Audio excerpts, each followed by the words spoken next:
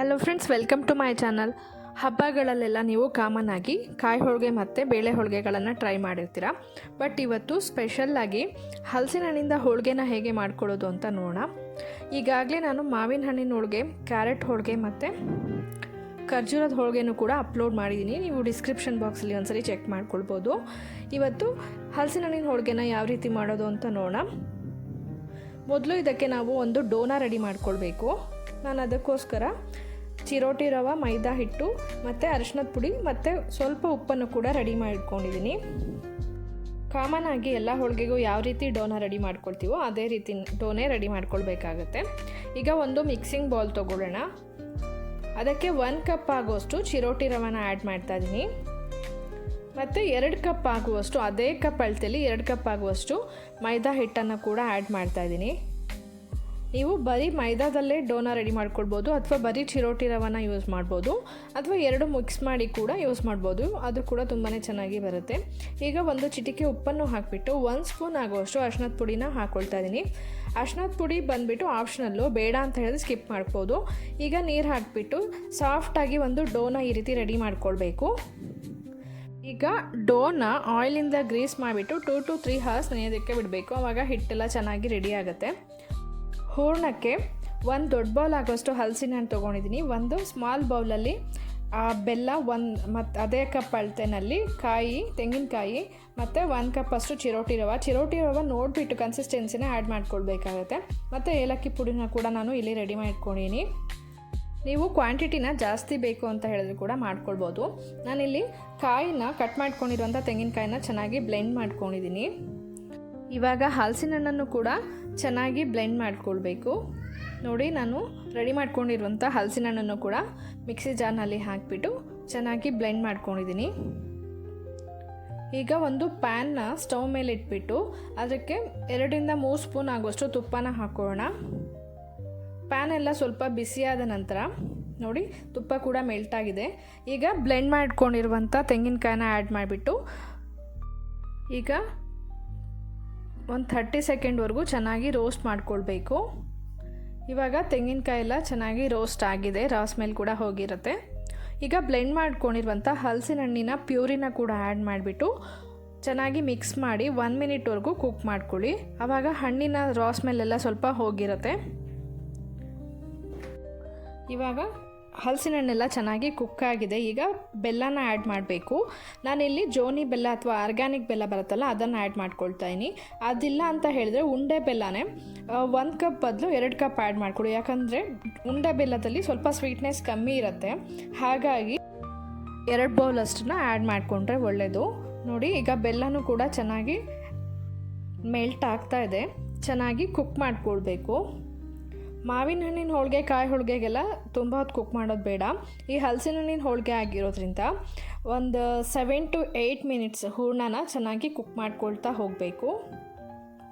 ನೋಡಿ, ಇವಾಗ ನಾನು ಬರೀ ಅರ್ಧ ಕಪ್ ಆಗುವಷ್ಟು ಚಿರೋಟಿ ರವೆನ ಸದ್ಯಕ್ಕೆ ಆ್ಯಡ್ ಮಾಡ್ಕೊಳ್ತಾ ಇದ್ದೀನಿ.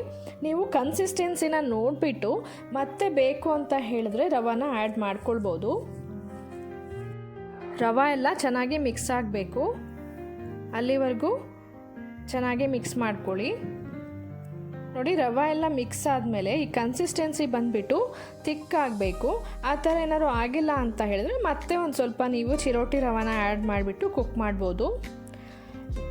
ಎಷ್ಟು ಚೆನ್ನಾಗಿ ಕುಕ್ ಮಾಡ್ತೀರೋ ಅಷ್ಟು ಚೆನ್ನಾಗಿ ಹೂರ್ಣ ಬರುತ್ತೆ.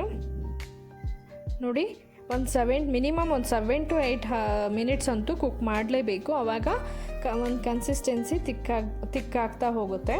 ಈಗ ನಾನು 1-2 ಸ್ಪೂನ್ ಆಗೋಷ್ಟು ತುಪ್ಪನ ಹಾಕಿಬಿಟ್ಟು ಚೆನ್ನಾಗಿ ಮಿಕ್ಸ್ ಮಾಡ್ತಾಯಿದ್ದೀನಿ. ಹೂರ್ಣ ಬಂದುಬಿಟ್ಟು ತವಾಗೆ ಹಿಡ್ಕೋಬಾರ್ದು, ಅಷ್ಟು ಚೆನ್ನಾಗಿ ಕುಕ್ ಆಗಿರಬೇಕು. ನೋಡಿ, ಇವಾಗ ಎಲ್ಲೋ ಅಂಟ್ಕೋಬಾರ್ದು, ಅಲ್ಲಿವರೆಗೂ ಕುಕ್ ಮಾಡ್ಕೊಳ್ಬೇಕು. ಆವಾಗ ಹೂರ್ಣ ರೆಡಿಯಾಗಿದೆ ಅಂತ ಅರ್ಥ. ಈಗ 1 ಸ್ಪೂನ್ ಆಗುವಷ್ಟು ಏಲಕ್ಕಿ ಪುಡಿನ ಹಾಕ್ಕೊಳ್ತಾ ಇದ್ದೀನಿ. ಏಲಕ್ಕಿ ಪುಡಿ ಇಲ್ಲ ಅಂತ ಹೇಳಿದ್ರೆ ಏಲಕ್ಕಿನೇ ಕ್ರಷ್ ಮಾಡಿಬಿಟ್ಟು ಹಾಕ್ಕೊಳ್ಬೋದು. ನೋಡಿ, ಏಲಕ್ಕಿ ಪುಡಿ ಹಾಕಿದ್ಮೇಲೆ ಚೆನ್ನಾಗಿ ಮಿಕ್ಸ್ ಮಾಡ್ಕೊಳ್ಳೋಣ. ಈಗ ಹೂರ್ಣ ಕಂಪ್ಲೀಟಾಗಿ ರೆಡಿಯಾಗಿದೆ. ಈಗ ಹೂರ್ಣ ಸ್ವಲ್ಪ ತಣ್ಣಗಾಗಬೇಕು. ಆವಾಗ ನಿಮಗೆ ಯಾವ ಸೈಜಲ್ಲಿ ಬೇಕೋ ಹೂರಣಗಳನ್ನು ಉಂಡೆಗಳಾಗಿ ಮಾಡಿಟ್ಕೋಬೇಕು. ನೋಡಿ, ನಾನು ಇಷ್ಟಿಷ್ಟು ಸೈಜಲ್ಲಿ ಉಂಡೆಗಳನ್ನು ರೆಡಿ ಮಾಡಿಟ್ಕೊಂಡಿದ್ದೀನಿ. ಈಗ ಹಿಟ್ಟು ಕೂಡ ರೆಡಿಯಾಗಿರುತ್ತೆ. ಡೋನ ರೆಡಿ ಮಾಡಿಟ್ಟಿದ್ವಲ್ಲ, ಅದು ಕೂಡ ಕಂಪ್ಲೀಟಾಗಿ ಸಾಫ್ಟಾಗಿ ರೆಡಿಯಾಗಿರುತ್ತೆ. ನೀವು ಹೂರಣನ ನೋಡ್ಕೊಂಬಿಟ್ಟು ಅದು ಯಾವ ಕನ್ಸಿಸ್ಟೆನ್ಸಿಲಿದೆಯೋ ಆ ಕನ್ಸಿಸ್ಟೆನ್ಸಿಗೆ ಹಿಟ್ಟನ್ನು ಕೂಡ ಆಲ್ಟರ್ ಮಾಡ್ಕೋಬೇಕು. ನೋಡಿ, ಹೂರಣ ತುಂಬಾ ತೆಳುವಾಗಿದೆ, ಅದಕ್ಕೋಸ್ಕರ ನಾನು ಹಿಟ್ಟನ್ನು ಕೂಡ ತೆಳುವಾಗಿ ರೆಡಿ ಮಾಡಿಟ್ಕೊಂಡಿದ್ದೀನಿ. ಈಗ ಯೂಶ್ವಲಾಗಿ ಹೋಳಿಗೆನೆಲ್ಲ ಯಾವ ರೀತಿ ಸ್ಟಫಿಂಗ್ನ ಮಾಡ್ಕೋತೀರೋ ಅದೇ ರೀತಿ ಸ್ಟಫಿಂಗ್ನ ಮಾಡ್ಕೊಳ್ಬೇಕು.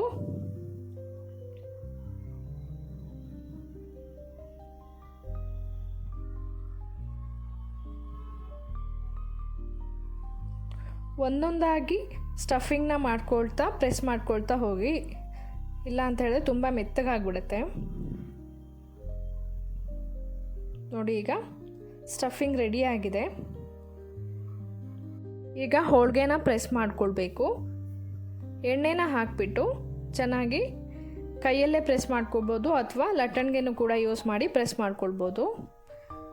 ನೀವು ಯೂಶ್ವಲಾಗಿ ಹೋಳಿಗೆಗಳನ್ನೆಲ್ಲ ಯಾವ ರೀತಿ ಪ್ರೆಸ್ ಮಾಡ್ಕೊಳ್ತೀರೋ, ಕಾಯಿ ಹೋಳಿಗೆ, ಬೇಳೆ ಹೋಳಿಗೆಗಳನ್ನು, ಅದೇ ರೀತಿ ಇದನ್ನು ಕೂಡ ಪ್ರೆಸ್ ಮಾಡ್ಕೊಳ್ಳಿ. ನೋಡಿ, ಈಗ ಹೋಳಿಗೆ ಎಲ್ಲ ಪ್ರೆಸ್ ಮಾಡಿ ಆಗಿದೆ. ಈಗ ತವಾ ಮೇಲೆ ಫ್ರೈ ಮಾಡ್ಕೊಳ್ಬೇಕು. ನೋಡಿ, ಎರಡು ಸೈಡೂ ನೀಟಾಗಿ ಗೋಲ್ಡನ್ ಬ್ರೌನ್ ಕಲರ್ ಬರಬೇಕು, ಅಲ್ಲಿವರೆಗೂ ಫ್ರೈ ಮಾಡ್ಕೊಳ್ಳಿ.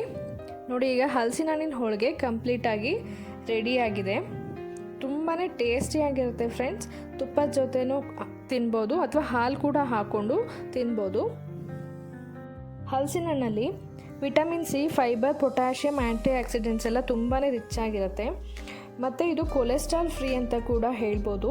ಇದು ಹಾರ್ಟ್ ಹೆಲ್ತ್, ಡೈಜೆಸ್ಟಿವ್ ಸಿಸ್ಟಮ್ ಮತ್ತು ಮಸಲ್ಸ್ ಆ್ಯಂಡ್ ನರ್ವ್ ಸಿಸ್ಟಮ್ಗೂ ಕೂಡ ತುಂಬಾ ಒಳ್ಳೆಯದು.